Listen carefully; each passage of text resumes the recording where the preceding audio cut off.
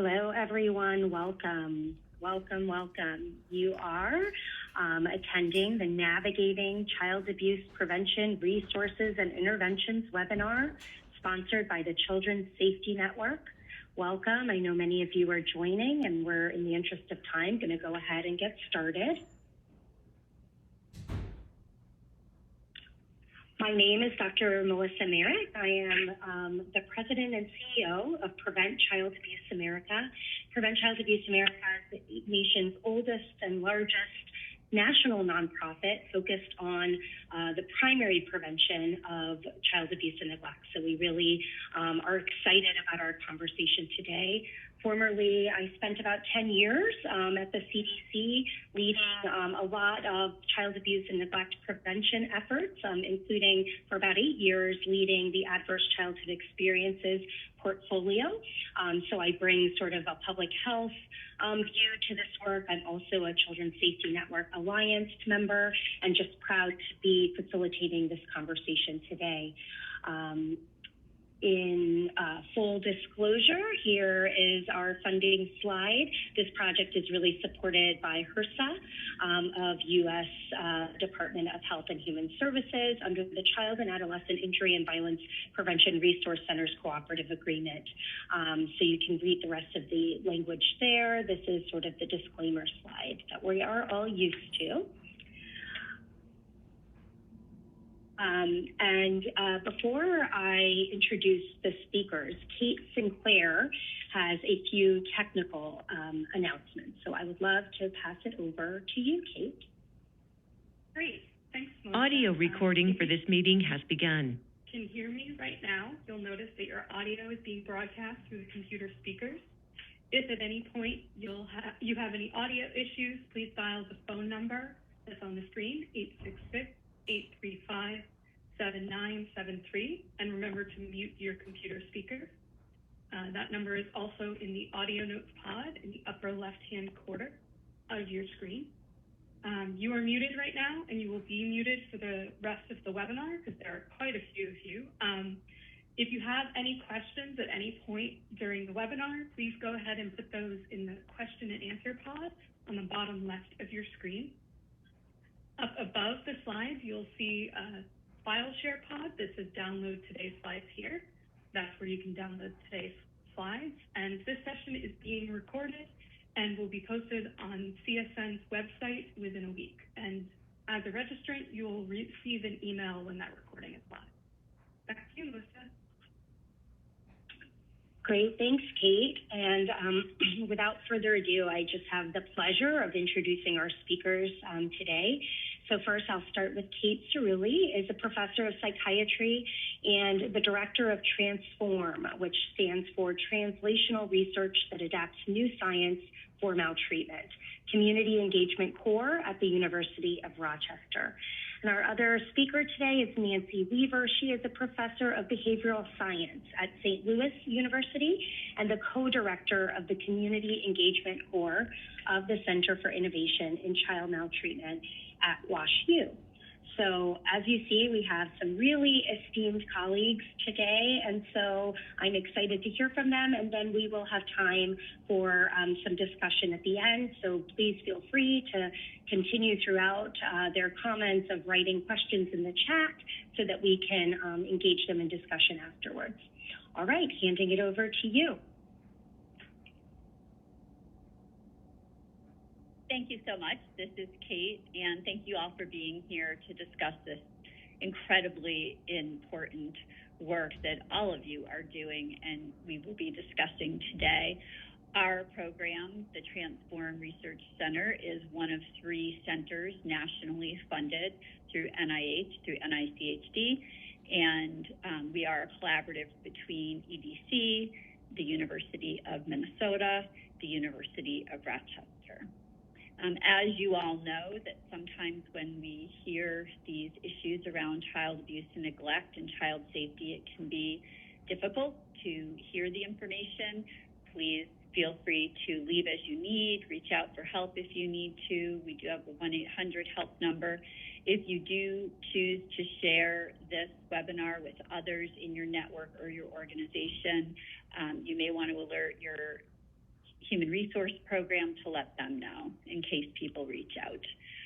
So I would like to talk a little bit about the Transform Center.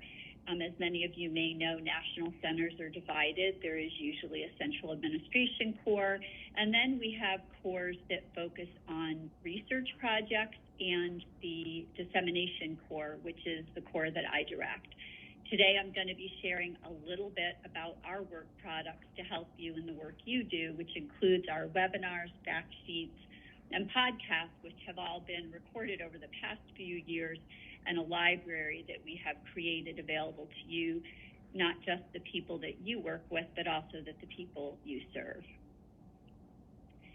Some of you are more familiar than others with child abuse and neglect. Many of you work in the area of child safety. I noted that we have law enforcement officers, we have educators, we have public health workers. This audience today is a true transdisciplinary group of people, and one of the goals that we are moving towards is a notion of transdisciplinary efforts around child abuse and neglect. For many years, we've worked side by side in some communities. In some communities, providers have remained in their own silos. Sometimes it feels that we're working at odds or we are pushing boulders uphill. The goal is for us to realize child abuse and neglect is more common than we know, and many of the people we serve, including those of us providing mental health, those of us serving people with physical health ailments, those of us who are serving individuals who have suicidal thoughts and behaviors, all may be serving clients that have child abuse and neglect histories, even if they are adults, emerging adults, or older adolescents. For those of us that work across systems, I'm a practicing attorney. Many of the people that we see in the court systems have child abuse and neglect histories, which lead them down myriad paths, including sometimes pipelines for victimization or for being accused of perpetration.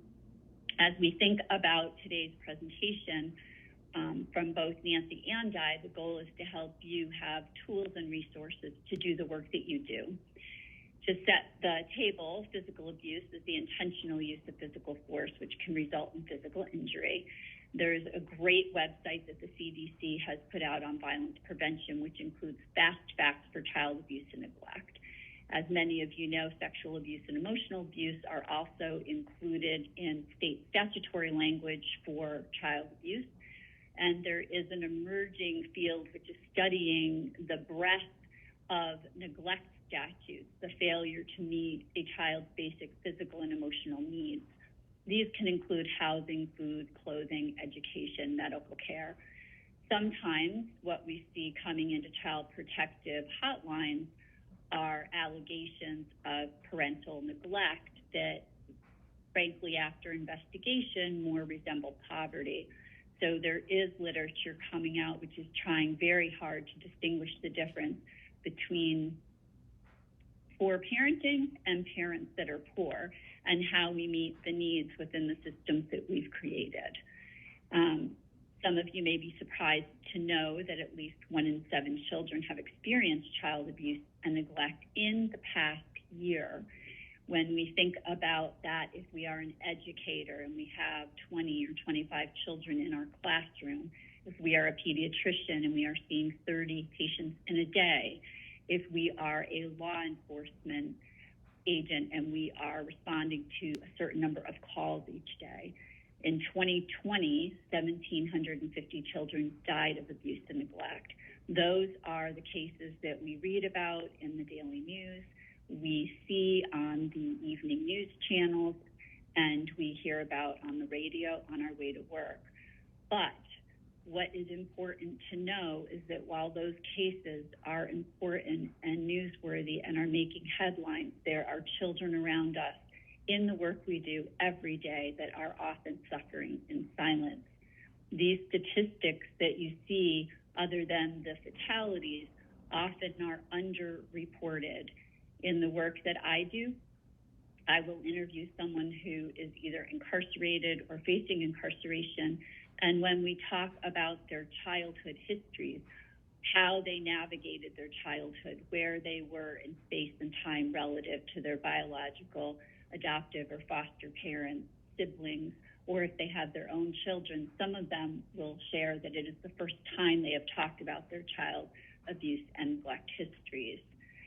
So from a curious perspective, how much do the viewers think that child abuse and neglect costs the United States each year?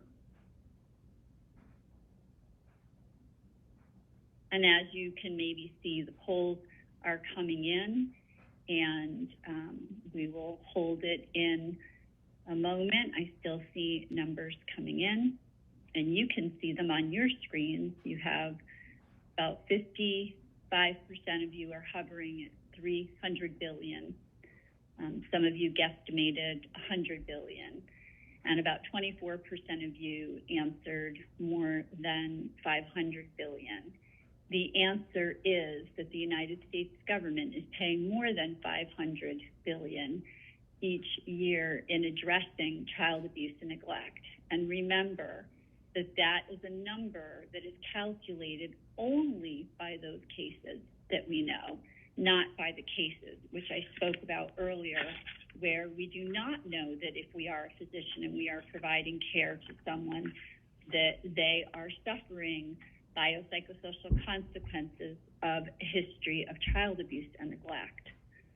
And that brings us directly to our first research project, which I will share very briefly with you, which is called the PROMISE Study, Promoting Positive Parenting. The PROMISE Study is directed by Dr. Sherry Toss and Jody Manley, who both are at Mount Hope at the University of Rochester. And one of the ways that we can think about preventing child maltreatment is to try to offer parents who have their own history of trauma assistance. Parents who have their own childhood abuse histories could experience mental health disorders. They may feel isolated from friends and family. They may be in abusive relationships. And all of those things can have consequences and disrupt their parent-child relationship. Also, it can pose risks for the child to experience harsh parenting and maltreatment. There are promising interventions that are early and preventive, which can reduce the harsh and insensitive parenting, and very importantly, promote positive child-mother relations. This, in turn, can prevent child abuse and neglect, and as we've seen, not only does that have important consequences for the child, but it also has important consequences for their future relationships, their communities, and the institutions they travel through for both education and work later in their lives. PROMISE is a randomized controlled trial which will be evaluating an evidence-based intervention, which is called child-parent psychotherapy, complemented with community health workers, which are home-based outreach services, and you're going to hear more about that later today from Melissa. We know that the goal is to, as I said, increase positive parenting and reduce future child maltreatment. It is not just enough to offer the interventions. We must understand as a community the optimal timing of the treatment. Should it start prenatally? Should it start postnatally? How long does the treatment need to be? And what are the mediators and moderators that help us understand that? And in shorthand, that means what works best for whom.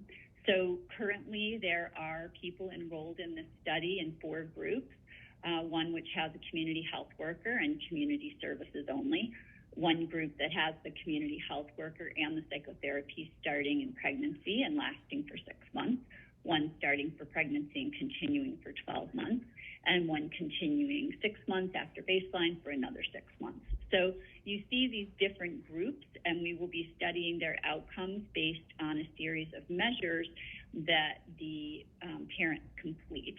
So this, again, by being a randomized treatment, it means people are placed in different groups randomly, and we control for their baselines when they're coming in. Another important study, which the Mount Hope Center in Minnesota are working on, is an adult health study. For those of you on the law enforcement side and working in community-based agencies with adults, also for providers, that are treating adults, so doctors or people who are treating older adults, we are learning a lot about how child maltreatment impacts adults as they age. We are examining their cumulative stress, what are their resources. We know that there are social determinant of health challenges often for families that are facing child maltreatment, not always, but sometimes. We also know that those adults have an impact on their epigenetics, which in turn impact their physical and mental health. There have been many, many years of ACEs, which is the Adverse Childhood Events that has been published. And this is looking at how the interrelationship between these variables impact adult health. This study is going so far as to look at genetic moderation of the effects, looking at how people age. Do they age the same? Do you age differently based on your neuroendocrine regulation? So this is a very important study that we will learn a lot about. The last part of Transform, the last core that I will share with you, is called the Transform Engagement Core, and that is the core that we have a team who are putting together resources. The goal of the community engagement core are twofold. One is to engage the people who are conducting important research to translate their materials for everyday providers who are on the front lines doing the work in ways that they can take up the research.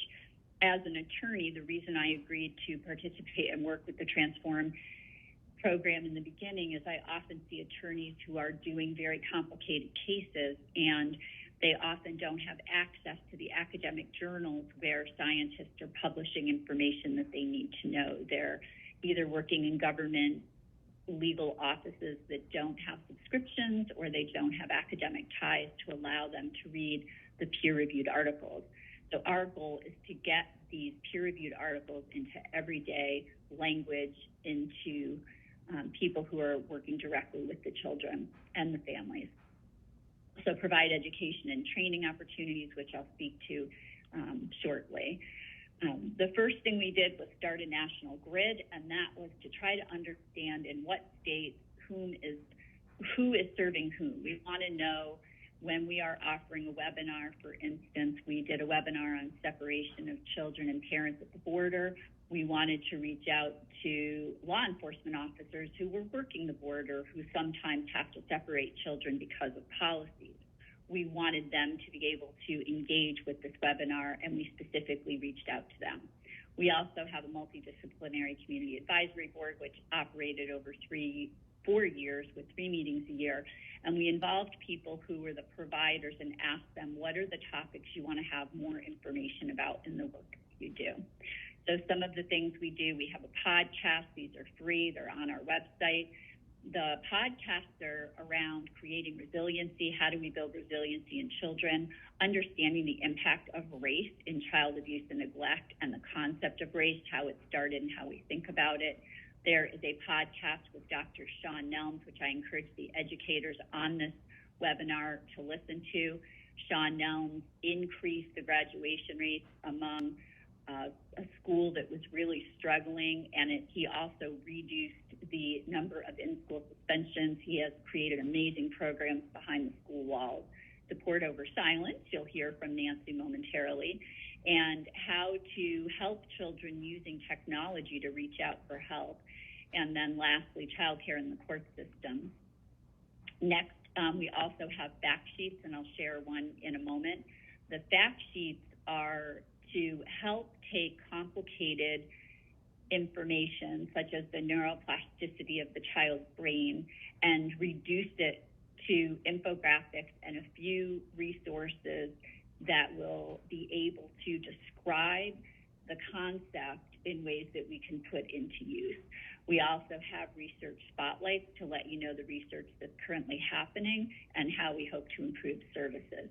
These are an example for those of you who teach. We have ones for educators. We have ones for physicians. We just published one on what pediatricians can do in the connections between intimate partner violence and child abuse and neglect. There are some professional organizations that recommend screening for intimate partner violence for women who are of childbearing years. There are other recommendations that all people are screened. So depending on where you are in the lineup of professions, there are fact sheets that can help you to be able to digest the science and help your patient population better. Other activities, we do continuing legal education programs. If any of you are interested in hosting those, we have some that we've partnered with Lawline. That is a national continuing legal education program provider, and that is to help lawyers understand what they need to know when they are representing clients, including adults who have had trauma, and also how criminal family law and immigration law can separate parents and children, and what we need to know to serve those families better. Some of the things that we've learned in working across systems is to create transdisciplinary efforts. We need to be able to speak the same language. One of the things that we learned in our community advisory boards is often people use different words to describe the same phenomena.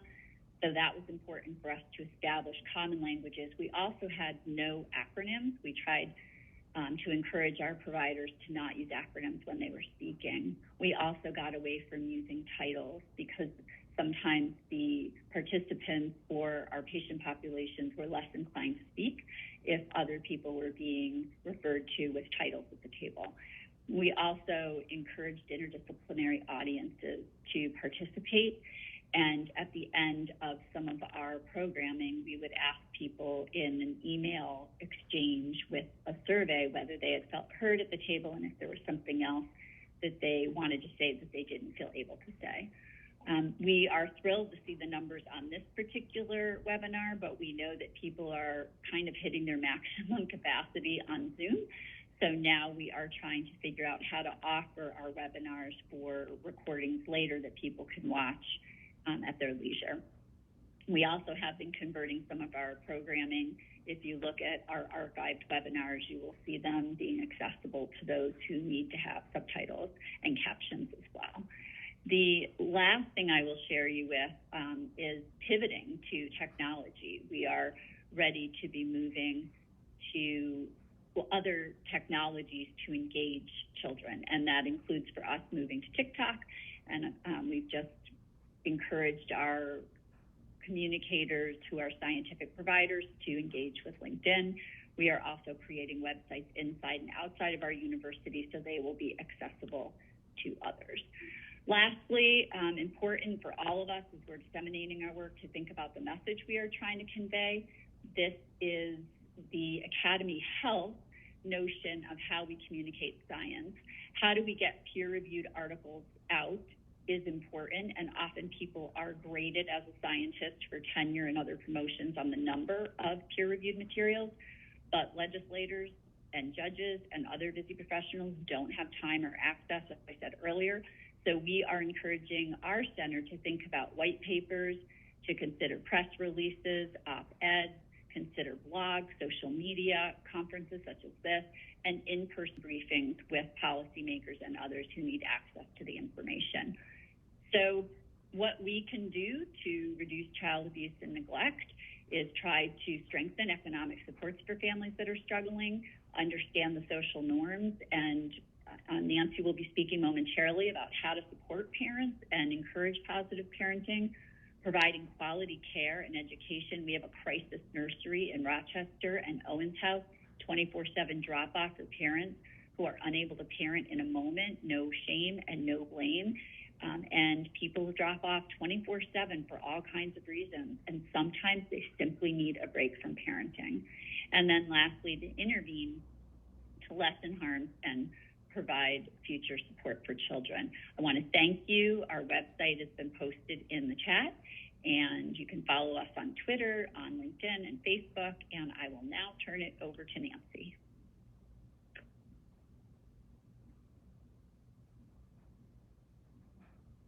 Thanks, Kate. It's so inspiring to see this really transdisciplinary effort come together, which is just a really nice synergy between communities and academics and, business enterprise. And all of you on this webinar are just really quite inspirational in your commitment to addressing this issue. So thank you for inviting me. I work with the counterpart to Transform, which is the Center for Innovation in Child Maltreatment Policy Research and Training. The PI of that is Melissa Johnson-Reed, and I'm a faculty member at SLU. And then I have a company that I've started to do some of this supportive resilience work, which I'll tell you about. I want to present this as one piece of the puzzle, thinking really ecologically about children who are abused and neglected in the systems in which they live and work and are educated. We recognize quickly that it takes a lot of us thinking about different pieces of this issue. And so I'm presenting this as a little nugget that we can consider in our toolbox, so to speak. So let me tell you where it started. I'll spare you the long story, but basically several years ago, as the picture suggests, I was at a pizza shop with my family. And it was a Friday evening, and there was jubilance in the air, and everybody was kicking back and eating what I thought was very bad pizza at the time. And there was just a very joyful mood in the air, if you will. And then out of this very happy environment, we heard this person really yelling at her children and pushing and shoving, and her voice got louder, and the whole pizza place just stopped. And we turned our collective attention toward this scene that was unfolding before us. And then we looked around at each other with this, what are you going to do? I don't know. What are you going to do? You know, that look that we give each other. You know, where's the manager? Where's somebody who knows something? Who's going to intercede to make this stop? Because, you know, we're all annoyed. We're there to have fun and eat bad pizza. And at that moment, the PhD that I had achieved some years before was completely not useful to me. And my skills of improvisational theater were probably a bit more useful, but, I stood up and I walked over and I engaged with this trio, and I muddled around with some language, and I gave the kids some vegetables, and all the while recognizing that I had no tools and I didn't know if what I was doing was right. And I'm also realizing in that moment how often this must happen. So I came home to my cushy little office, and I started asking questions. I asked my psychology professor friends, and I asked my child abuse pediatricians, and I asked my social work friends. I asked everybody I could ask. I'm nosy like that. And I found out that nobody really had an answer. So we went on a mission. We had generous funding from Missouri Foundation for Health. We engaged in a very thoughtful and thorough development process, and we developed what we call supportive resilience. So how it's going now is that we have a program up and running that trains bystanders what to do to diffuse that challenging moment that you may see between caregivers and their children in public. So we have a candidate answer that we are sharing with you.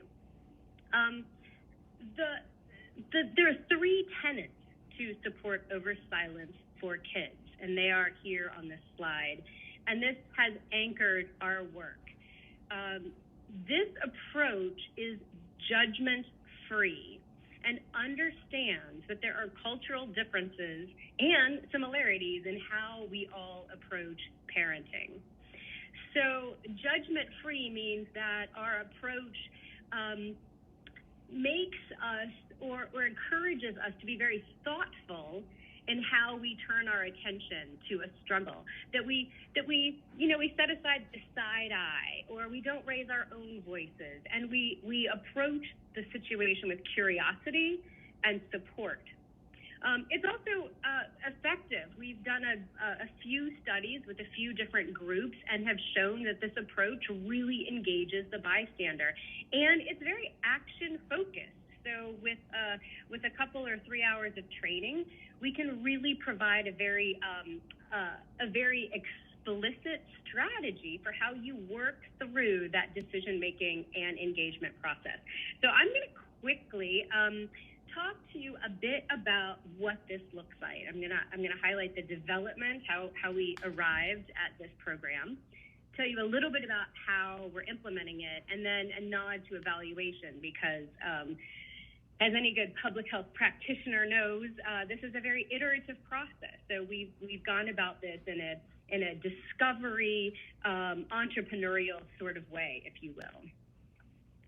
So to begin with development, we started asking people, hey, have you seen this happen? You know, is this just Nancy Weaver in a pizza parlor being uncomfortable, or is this more universal? And we found out that upwards of 80% of people had seen this and wanted to help, but nobody knew what to do. So that kept them from engaging. So we conducted about 19 focus groups. We tried to figure out, what was it? What specifically are the barriers that people have when they're faced with this situation? What is it that makes us think, well, this is somebody else's problem? And so we really took a deep dive into customer discovery. What is it about organizations? You know, the manager at the pizza parlor came over to me afterward and said, thank you so much, because I had no idea what to do. So what is it about community organizations and places of business and worship and collection that we can do to make those family supporting spaces? And then, of course, we looked at the theory. You know, there are a lot of theoretical considerations from bystander models, also existing bystander applications that came from the world of sexual violence. And then we really kept a keen eye on social marketing, branding, health communication. I appreciate Kate's comment about keeping the language very accessible, which is critically important in all of our public health practice for sure. And then we started partnering. So partnering, I think, has been made easier in the Zoom era, but partnership has been critical in implementing and discovering what it is about these stressful situations that we might consider addressing in the training.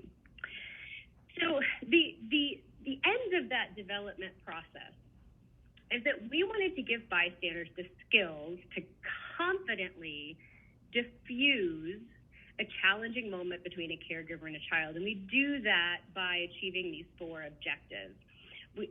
We focus very clearly on confidence, about noticing events, responding to those events, and importantly, feeling responsible. So we're not looking around for the person who's going to fix. We are assessing our own capacity to address that in the moment. And then focusing also on our own individual barriers. And there are a long list of barriers. We've heard many of them. And ultimately, to arrive at a place where if I'm out and about in the world, I feel confident enough, and I address my barriers enough, and I am noticing enough so that I gesture with some gesture of support. I reach out. When we talk to bystanders initially, they say things like, well, I saw parents, they were really aggressive with their child, but gosh, the child is just kind of being a kid, and I'm just not going to engage. Like, I'm going to keep my eye on it, but I'm not really going to inject myself into the situation. Or somebody told us, like, I feel like we're responsible, but like, oh my gosh, it's such a big ask. I don't know what I'll be able to change. So on one hand, we have the bystanders we're saying like, oh gosh, I don't know. And on the other hand, we're hearing from adults who had been abused as children And they say over and over again, if only one person had noticed. They say things like, one woman stopped me in the restroom and told me I was okay. And that, to this day, was the best thing a stranger's ever done for me. So when we started putting two and two together, we started realizing that bystanders don't have to fix. Bystanders don't have to improve parenting. Bystanders don't actually need to come to the rescue of. Bystanders simply acknowledge a moment in time, and they make a gesture, however small or large, that supports the people who are struggling. And so our training, to move into what that looks like, follows this path. So we welcome folks into this space. We spend a lot of time creating connection and trust among the people in this space, because as Kate also mentioned, these are heavy, heavy topics. And then we just kind of talk through things about how to react. We practice. We end with a call to action. We think about next steps. And in this training, we were very, very intentional and parsimonious in our design, if you will, that the design of the program focuses on absolutely the skills, abilities, and attitudes, beliefs, and experiences of the people who are there. This is not a 101 on child abuse and neglect. This is a 101 on engaging your community. And we found that it works reasonably well, and we're iterating as we go, but we've enjoyed that. We've also this is our first three partners. So we worked with a pediatric clinic, a pediatric children's hospital. We worked with our own university. The picture on the bottom right here is with our partner called Family Forward. So that was actually when we were in person, and then we did a really terrific transition to Zoom. And who knew that Zoom was going to be such the form for us? We were able to use different technologies of Zoom to think about, emotional responses, reactions. We asked people about their barriers. We built scenarios around particular geographical spaces or cultural customs within communities. And it turned out that those applications were just as effective as our in-person experiences. So throughout this, we built this model on kind of this idea that harm to children could look very differently depending on where you are. So we acknowledge that really straight up in our training, that, what we're trying to do is avoid this question, because we got this initially early on. Here's the question that we heard. How do you know if it's bad enough? And people we were training were really wanting to know the answer to that question, as if there was a threshold of abuse under which it was acceptable and over which was cause for alarm and engagement. And we have really tried to dispel that. So in our trainings, we will talk about offering kind words. At the grocery store, you have your hands full. Can I take your cart back to the bin? Any kind of functional, emotional co-regulation that occurs is helpful. And so once we moved the training away from is it bad enough and how could I possibly make their parenting better, and oh my gosh, that child is helpless. Once we got ourselves out of those conversations and into the space of human-human connection of our calm nervous system in the face of a potentially dysregulated nervous system, we understand the importance of small acts of kindness, if you will. We practice this framework of kind words, intervening directly, validating, oh my gosh, children are really challenging when they're hungry at the grocery store. And using even things like distraction and figuring how we're going to seek help in, again, a very non-judgmental way that allows us to address our own triggers and traumas. Because it's a big ask. And if we handle it collectively, then we distribute the burden, if you will.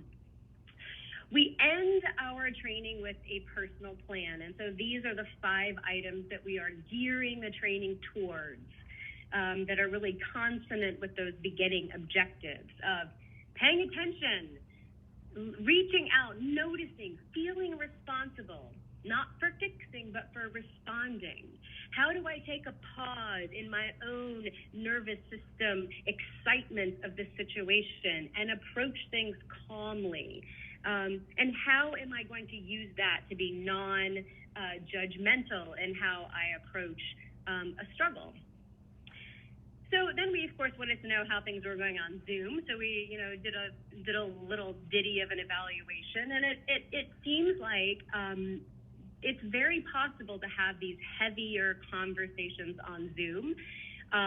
We have done a pilot evaluation of our first few sites, and here's some interesting information moving into this evaluation piece. And I've way oversimplified this, but I want to highlight with this slide a few important points.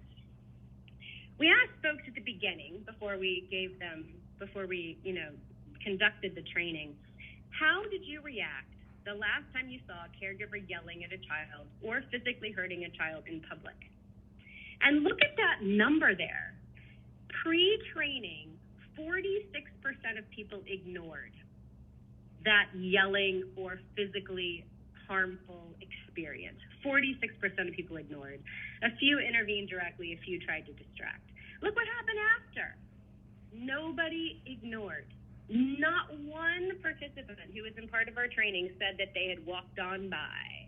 And that, to me, was just an amazing indicator of our willingness as community members and as bystanders to add that level of support to people struggling.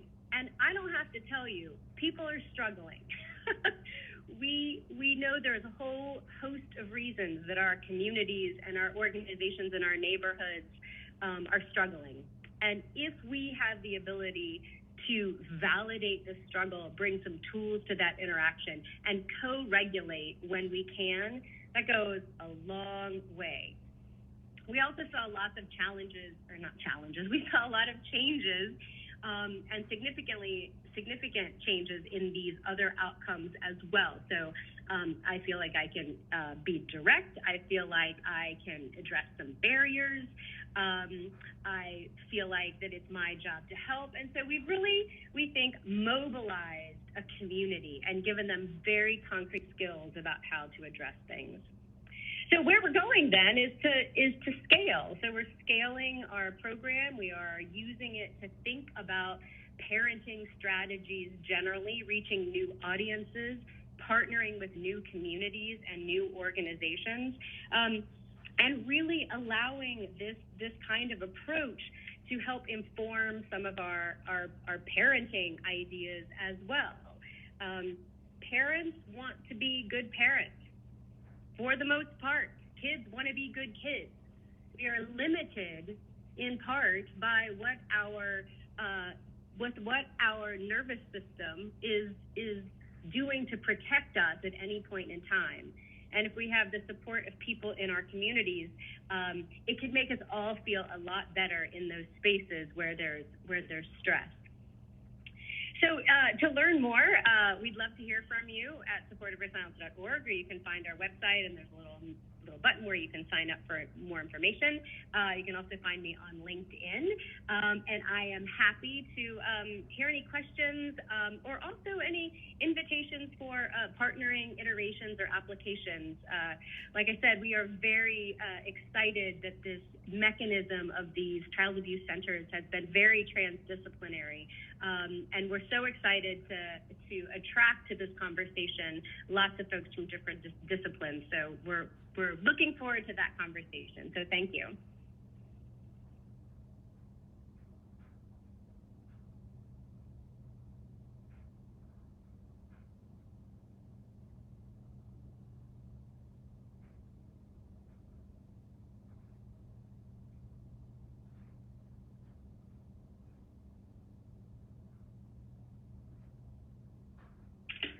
Wow, what a wonderful, wonderful flavor of the dynamic and impactful work that's happening. Thank you to Kate and to Nancy for sharing.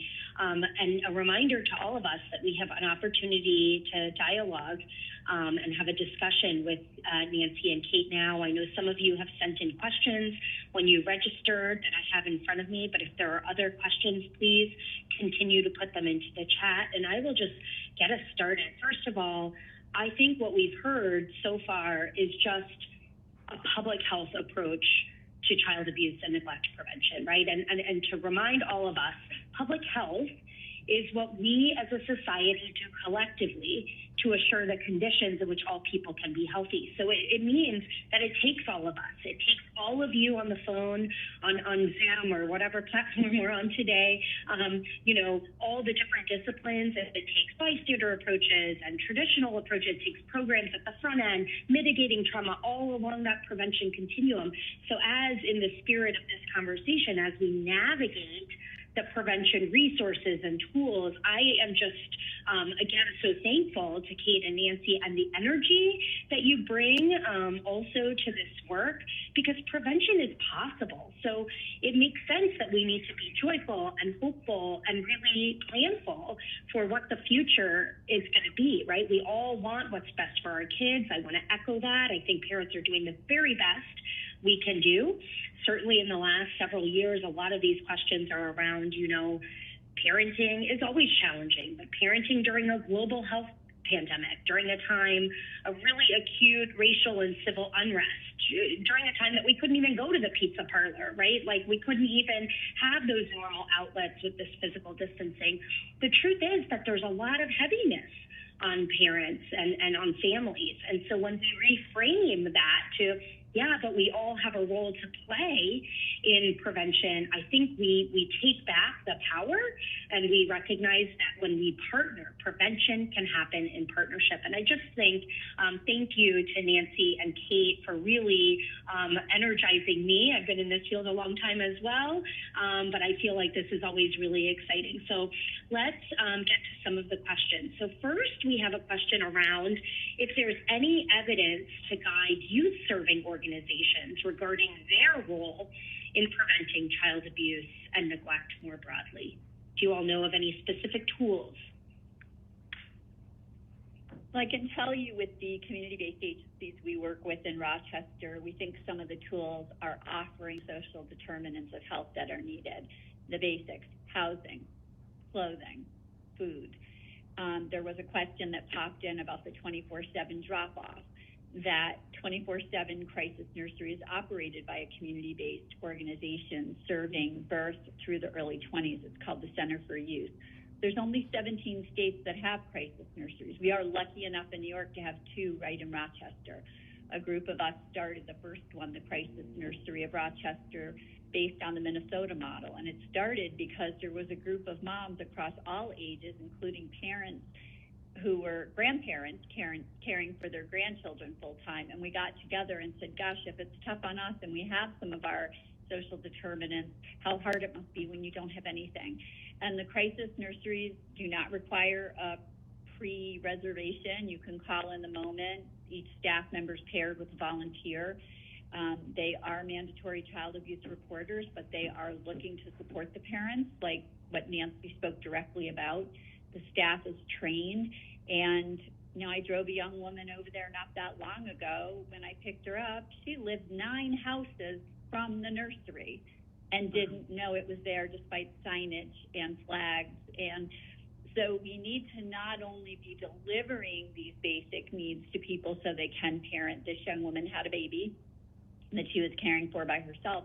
Not only do we need to provide the basics, but helping people navigate how they get there, what are the hurdles they're going to have. And for young adults who are parenting, who have their own child abuse histories, we know education makes a difference. If they can't get to their GED exam because they're caring for a baby, we have to provide care for the baby too. So I believe it's embracing the entire family. Yeah. I couldn't agree more. This next question is really interesting as well. It talks about, that in some states, human services are all in one executive department, whereas others, they're divided into different agencies. Do you have any ideas or recommendations for how health departments can really work to address child abuse and neglect through this public health approach in a state where it's often seen as a child welfare or a social services issue, right? And we've already said that public health is what we all do collectively to assure the conditions in which families can be healthy and thrive. Do you have thoughts on that?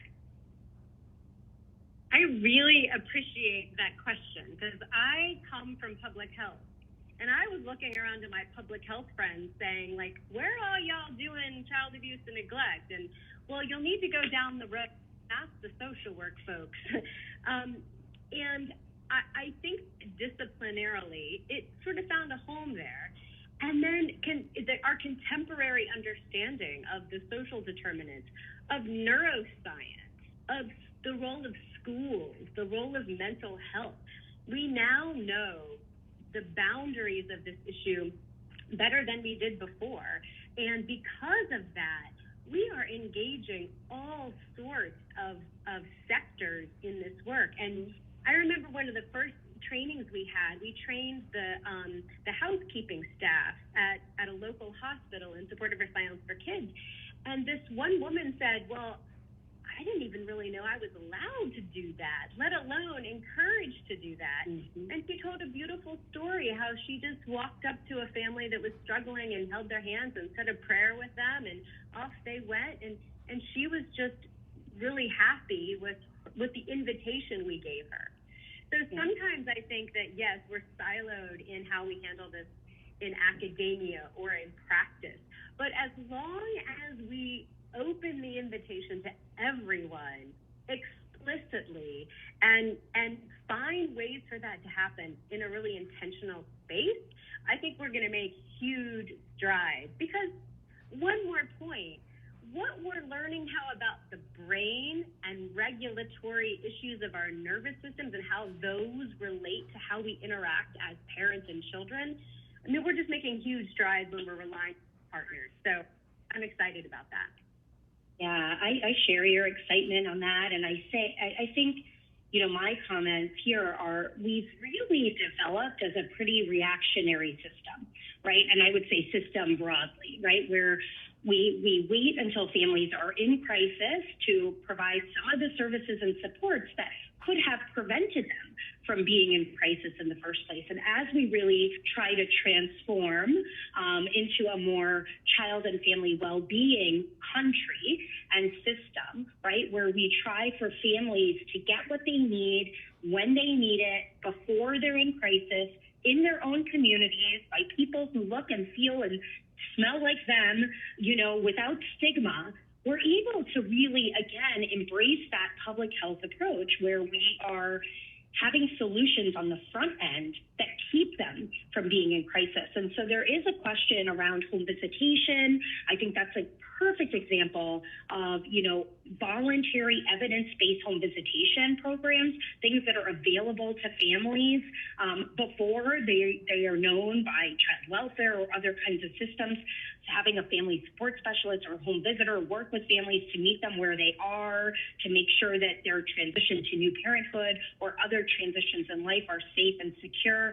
We know that that's a powerful prevention tool. CDC and their technical package lists home visitation as one of them because it's been found to prevent child abuse and neglect, but also intimate partner violence. And importantly, it's been shown to improve economic self-sufficiency for families. So back to Kate's, getting us the data on the prevalence, so much in this country around poverty is confused with neglect, right? And so when we can take away some of those economic challenges from families, they're able to bring their best selves to the job of parenting. So I love that question on home visitation. Let's see what else is in here while we still have time. Oh my goodness.